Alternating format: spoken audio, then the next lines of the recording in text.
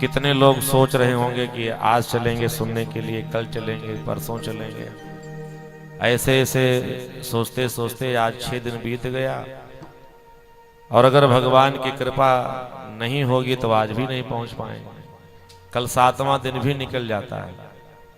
कोई सत्कर्म होता है, कहीं पर कथा यज्ञ आदि का आयोजन होता है, तो अधिकांश लोग इसी विचारधारा में रहते हैं, अरे अभी उम्र थोड़ी बीत जा रही है, बहुत मौका लगेगा।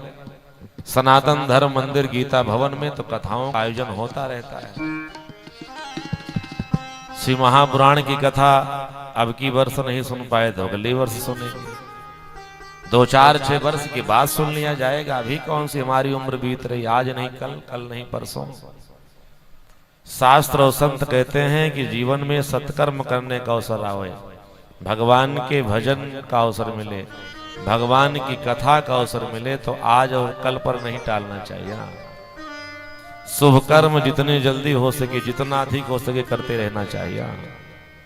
कोई अशुभ अन्याय कार्य करना हो, किसी को गाली देना हो, किसी को दंड देना हो, चोरी करना हो, डकैती डालना हो, बदमाशी करना हो, किसी को मारना पीटना हो, किसी को पीड़ा पहुंचाना हो, ऐसे अशुभ कर्म अगर हैं तो उनको कल पर छोड़ा जाता है, और सत्कर्म कल पर नहीं छोड़ना चाहिए।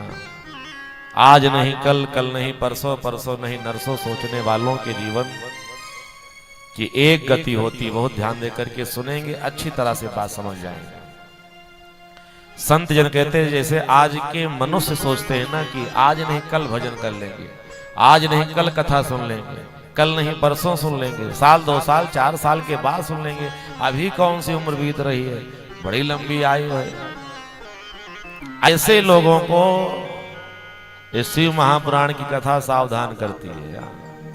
जैसे हम लोग सोचते हैं ना, इसे भौरा सोच रहा था। भौरा क्या सोच रहा था?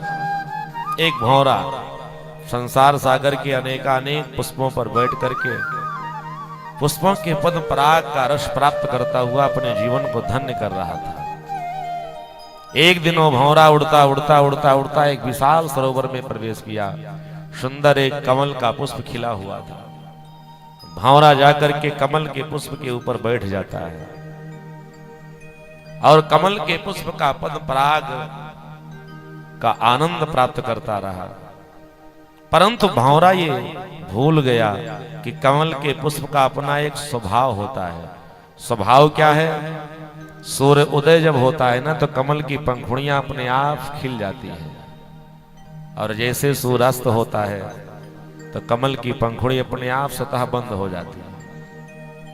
कमल के पुष्प का ये अपना स्वभाव है, सूर्य उदय पर पुष्प खिलेगा, सूर्यास्त पर बंद हो जाएगा।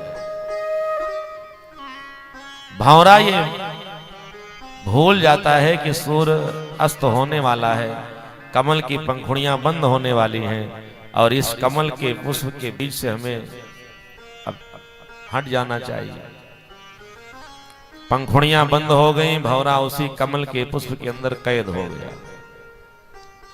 कैद होकर के भौरे ने अपने मन में विचार किया, जैसे ये सूर्य अस्त का समय आया है ना, इसी तरह से कुछ घंटों के बाद ये रात्रि बीत जाएगी, सूर्य उदय भी होगा, पुनः ये कमल का पुष्प खिलेगा और हम इस कमल के पुष्प से बाहर हो जाएंगे। भौरा विचार कर रहा है, संतजन वर्णन कर रहे हैं कि रातिर गमिष्यति भविष्यति सुप्रभातुम अभास्वानुदेश्यसि हसिष्यसि पंकजश्री। जैसे रात्रि आई है ऐसे रात्रि बीत जाएगी। गमिष्यति यानी चली जाएगी। भविष्यति सुप्रभातम, कुछ घंटों के बाद भविष्य में सुप्रभात होगा। भास्वानुदेश्यसि हसिष्यसि पंकजश्री, आकाश मार्ग में पुनः सूर्य भगवान उदय होंगे और ये पंकज माने कमल का पुष्प हंसेगा, खिलेगा, तब मैं इस कमल के पंखुड़ियों से बाहर निकल जाऊंगा। परंतु ऐसा कुछ नहीं हुआ।